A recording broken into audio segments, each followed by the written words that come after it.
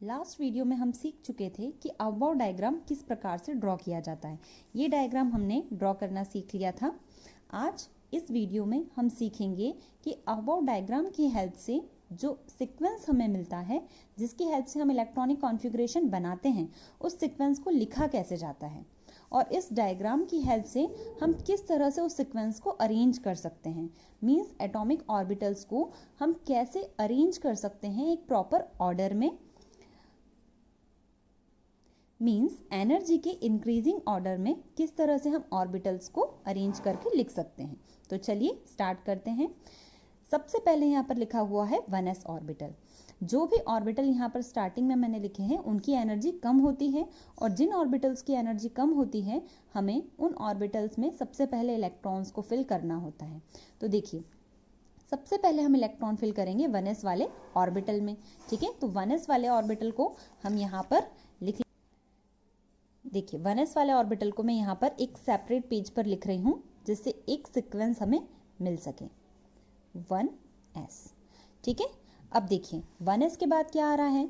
1s के बाद आपको यहाँ से आगे बढ़ना है जहाँ हमने एरो लगाया है।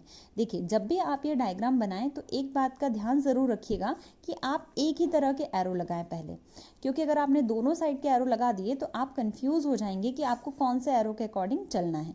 ठीक है, तो मैंने यहाँ पर एक ही एरो लगाया है, उसके अकॉर्डिंग हमें यहाँ पर आगे बढ़ना है। तो देखिए 1s के आगे एक एरो लगा हुआ है, तो इस एरो से हम आगे बढ़ते हैं और आगे बढ़ने के बाद जैसे एस का शेप होता है, जो एस अल्फ़ाबेट होता है उसका जो शेप होता है यहाँ पर डायगोनली, उस शेप में हमें आगे बढ़ना है। ठीक है, तो उस शेप से हम आगे बढ़ते हैं तो हम पहुँच गए 2s पर। मीन्स अब जो अगला इलेक्ट्रॉन हम यहाँ पर फिल करेंगे वो 2s ऑर्बिटल में फिल करना होगा। तो इस 2s को हम 1s के बाद लिख लेते हैं।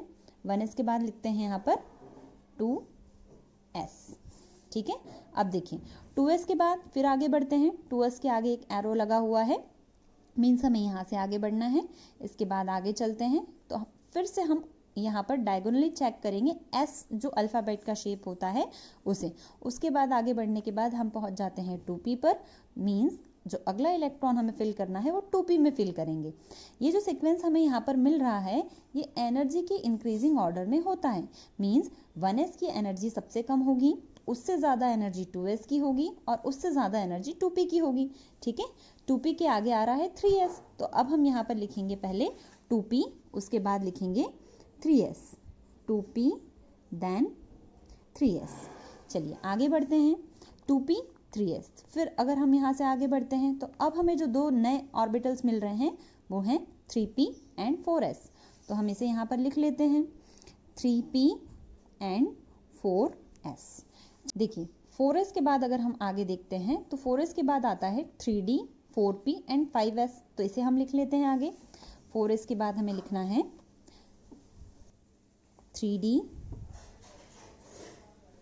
4p and 5s। ठीक है, यहाँ पर हमने लिख दिया 5s। अब देखिए 5s से अगर हम आगे बढ़ते हैं इसी ऑर्डर में जैसे मैंने बताया आपको, तो आगे आएगा 4d 5p and 6s।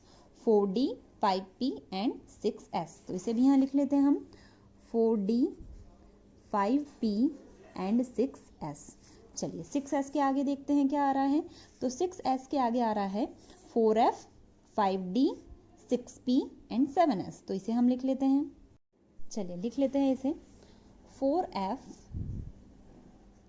5d 6p 7s, और 7s के बाद क्या आ रहा है। 7s के बाद देखिए यहाँ पर 5f 6d एंड 7p। तो इसे भी यहाँ लिख लेते हैं हम 5f देन 6d और उसके बाद आ रहा है 7p। ठीक है, तो ये एक सीक्वेंस हमें यहाँ पर मिला है। अब यहाँ पर हम कुछ साइन लगाने वाले हैं। साइन मीन्स किसकी एनर्जी कम है और किसकी एनर्जी ज़्यादा है। 1s ऑर्बिटल की एनर्जी सबसे कम होती है, तो यहाँ पर हम साइन लगा देते हैं। ठीक है, हमने यहाँ पर ये लेस देन का साइन लगा दिया है। इसी तरह से आप बाकी ऑर्बिटल्स में भी ये साइन लगा सकते हैं। देखिए ये साइन यहाँ पर मैंने लगा दिया है।